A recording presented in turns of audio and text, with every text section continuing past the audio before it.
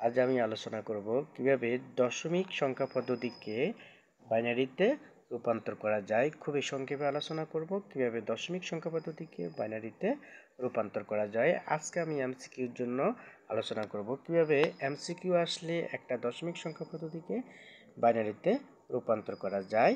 যেমন ডেসিমেল সংখ্যা পদ্ধতি বা দশমিক সংখ্যা পদ্ধতিতে যদি একটি সংখ্যা দেওয়া থাকে, যেমন 12 বা 12, এটা একটা ডেসিমেল সংখ্যা পদ্ধতি দেওয়া আছে, এটাকে আমরা কিভাবে বাইনারিতে নেব। এই যে এটা একটা ডেসিমেল সংখ্যা পদ্ধতি, কিভাবে বুঝবো?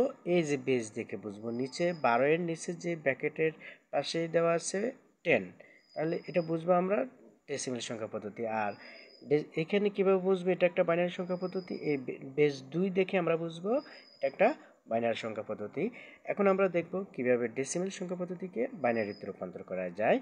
দেখো এখানে বেস কাকে বলে এটা একটু বলে রাখি, যে কোনো সংখ্যা পদ্ধতিতে যতগুলো মৌলিক চিহ্ন ব্যবহার করা হয় ততগুলো মৌলিক চিহ্নের সমষ্টিকে ওই সংখ্যা পদ্ধতির বেস বা ভিত্তি বলে।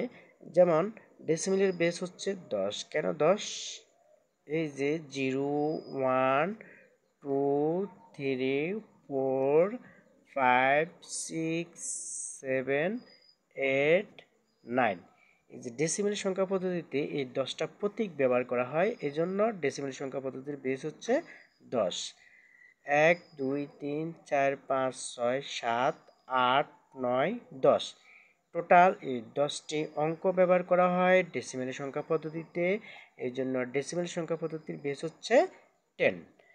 আর বাইনারি সংখ্যা পদ্ধতিতে মৌলিক চিহ্ন ব্যবহার করা হয় শুধু 0 আর 1, এই জন্য বাইনারি সংখ্যা পদ্ধতির বেস হচ্ছে 2। তাহলে আমরা কীভাবে বুঝবো যে এটা একটা ডেসিমেল সংখ্যা পদ্ধতি? এই বেস দেখে বুঝতে পারতেছি এটা একটা ডেসিমেল সংখ্যা পদ্ধতি। আর যদি বলেই দেয় যে ডেসিমেল সংখ্যা পদ্ধতি 5 দিয়ে লিখি, তাহলে তো বুঝে যাচ্ছে যে এটা একটা ডেসিমেল সংখ্যা পদ্ধতি। তাহলে কোনো সংখ্যা পদ্ধতিতে যতগুলো মৌলিক চিহ্ন ব্যবহার করা হয় ততগুলো মৌলিক চিহ্নের সমষ্টিকে ওই সংখ্যা পদ্ধতির বেস বা ভিত্তি বলে। বাইনারি সংখ্যা পদ্ধতিতে শুধু 0 আর 1 ব্যবহার করা হয়, এই জন্য বাইনারি সংখ্যা পদ্ধতির বেস হচ্ছে 2। আর ডেসিমেল সংখ্যা পদ্ধতিতে মৌলিক চিহ্ন 0 থেকে 9 পর্যন্ত মোট 10টি মৌলিক চিহ্ন ব্যবহার করা হয়, এই জন্য ডেসিমেল সংখ্যা পদ্ধতির বেস হচ্ছে 10। দেখো এখন আমি 12কে কিভাবে বাইনারিতে রূপান্তর করব। দেখো আমি যদি তোমাদেরকে বলি মেমোরির কথা চিন্তা করো। মেমোরি হয় কি? প্রথমে 1 GB মেমোরি হয়, এরপরে 2 GB, এরপরে 4 GB, কখনো 3 GB মেমোরি, বেজোড় মেমোরি হয় না। এরপর 4 GB পরে মেমোরিগুলো হয় 8 GB, 8 GB পরে হয় 16 GB মেমোরি, 16 পরে 32, 32 পরে 64, এভাবে বাড়তে থাকে। এখন তোমাকে আমি যদি বলি 12 একটা ডেসিমেল সংখ্যা আছে, এটার বাইনারি কত, তাহলে তুমি কিভাবে বের করবা? দেখো তো 12 সংখ্যাটা পাওয়ার জন্য, 12 এই সংখ্যাটি পাওয়ার জন্য এখানে কোন কোন সংখ্যা যোগ করতে হচ্ছে? অবশ্যই 8 আর 4, তাহলে 8-এর নিচে আমরা 1 দেব আর 4-এর নিচে 1 দেব। আর এই সংখ্যাগুলো যোগ করার প্রয়োজন নেই, সুতরাং এই সংখ্যাগুলোর নিচে 0 দেব। তাহলে 12-এর বাইনারি হচ্ছে 1 1 0 0, অর্থাৎ এই পাশে 0 তো দাম নেই, তাহলে 8 আর 4 যোগ করলে হয় 12, এই জন্য 8-এর নিচে 0 1, 8-এর নিচে দিলাম 1 আর 4-এর নিচে দিলাম 1, আর 2 আর 1-এর নিচে হচ্ছে 0। তাহলে 12-এর বাইনারি হচ্ছে 11 00।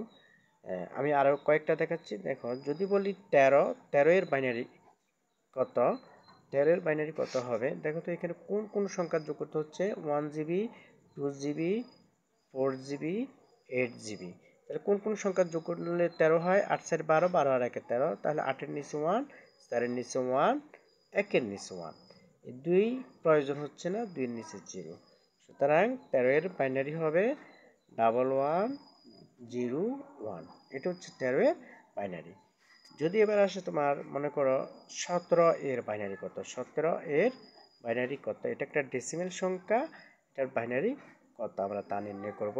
তাহলে তুমি ওই যে মেমোরিগুলো রাফ করে সাজাই নেবা, 1 GB, 2 GB, 4 GB, 8 GB, 16 GB। যদি এই সংখ্যাটি বড় হয় তাহলে আমরা এদিকে আরও বাড়াই নিব, যদি বড় না হয় তাহলে প্রয়োজন নেই। তাহলে 16 আমি 17 পাওয়ার জন্য 16 আর 1 যোগ করতে হচ্ছে, এই 16 আর 1, তাহলে 16-র নিচে 1 দেব আর 1-এর নিচে 1 দেব। আর মাঝখানে এই সংখ্যাগুলো যোগ করার প্রয়োজন নেই যেহেতু, ওই জন্য এগুলোর নিচে 0 দেব, 0 0।